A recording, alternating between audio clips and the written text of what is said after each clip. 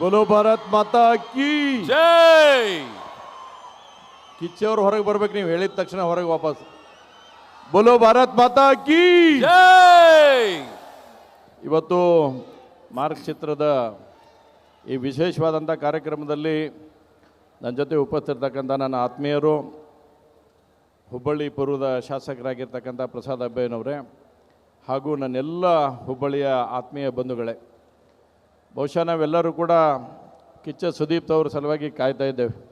ಅವ್ರಿಗಿಂತ ಮೊದಲು ಸಣ್ಣ ನಟರು ಹೆಂಗೆ ಬರ್ತಾರಲ್ಲ ಹಂಗೆ ನಾನು ಮತ್ತು ಪ್ರಸಾದ್ ಅಬ್ಬಯ್ಯವರು ಬಂದು ಸ್ವಲ್ಪ ನಟನೆ ಮಾಡಿ ಹೋಗುವಂಥ ಪ್ರಯತ್ನವನ್ನು ನಾವು ಇಲ್ಲಿ ಮಾಡ್ತಾ ಇದ್ದೇವೆ ಒಳ್ಳೆ ವಾಪಸ್.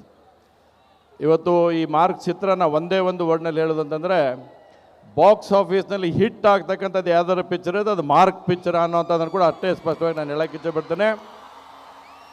ಇವತ್ತು ಕಿಚ್ಚ ಸುದೀಪ್ ಅವರು ವಿಶೇಷವಾಗಿ ಅಭಿನವ ಚಕ್ರವರ್ತಿ, ಕಿಚ್ಚ, ಬಾದಶಾ ಹಾಗೂ ಕನ್ನಡ ಕಲಾಭೂಷಣ ಈ ರೀತಿಯಾಗಿರ್ತಕ್ಕಂಥ ಅನೇಕ ಬಿರುದುಗಳನ್ನು ಪಡಿ ಮುಖಾಂತರ ಇವತ್ತೇನು ಫಿಲ್ಮ್ ರಿಲೀಸ್ ಆಗ್ತಾಯಿದೆ, ಆ ರಿಲೀಸ್ಲಿಂದಲೂ ಕೂಡ 25ನೇ ತಾರೀಕಿಗೆ ಆಗ್ತಕ್ಕಂಥ ಫಿಲ್ಮ್ ಹೊಸ ರಿಲೀಸ್ ಆದಾಗ ಇನ್ನೊಂದು ಹೊಸ ಬಿರುದನ್ನು ನಾವೆಲ್ಲರೂ ಕೂಡ ಕಿಚ್ಚ ಸುದೀಪ್ ಅವರು ಕೊಡೋಣ ಅಂತಕ್ಕಂಥ ಮಾತನ್ನು ಈ ಸಂದರ್ಭದಲ್ಲಿ ಹೇಳ್ತೇನೆ.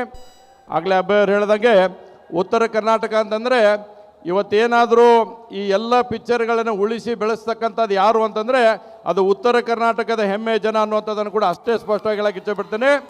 ಎಲ್ಲ ಕಲಾ ಪೋಷಕರನ್ನು ಇವತ್ತು ಉಳಿಸಿ ಬೆಳೆಸುವಂಥ ನಿಟ್ಟಿನಲ್ಲಿ ಭಾಳ ದೊಡ್ಡ ಒಂದು ಕೊಡುಗೆಯನ್ನು ಇವತ್ತು, ಅದರಲ್ಲಿ ವಿಶೇಷವಾಗಿ ಹುಬ್ಬಳ್ಳಿಯಲ್ಲಿ ಆಗಿರ್ತಕ್ಕಂಥ ಈ ರೀತಿಯಾದಂಥ ಚಲನಚಿತ್ರಗಳ ರಿಲೀಸಿಂಗ್ ಕಾರ್ಯಕ್ರಮ ಏನಾಗುತ್ತಲ್ಲ ಅವು ಯಾವೂ ಕೂಡ ಫೇಲ್ ಆಗೋದಿಲ್ಲ. ಕಿಚ್ಚ ಸುದೀಪರ ಮಾರ್ಕ್ ಚಿತ್ರ ಕೂಡ ಅತ್ಯದ್ಭುತವಾಗಿರ್ತಕ್ಕಂಥ ಚಿತ್ರ ಆಗಿರುತ್ತದೆ. ಬಾಕ್ಸ್ ಆಫೀಸ್ನಲ್ಲಿ ಹಿಟ್ ರೆಕಾರ್ಡ್ ಆಗುತ್ತೆ.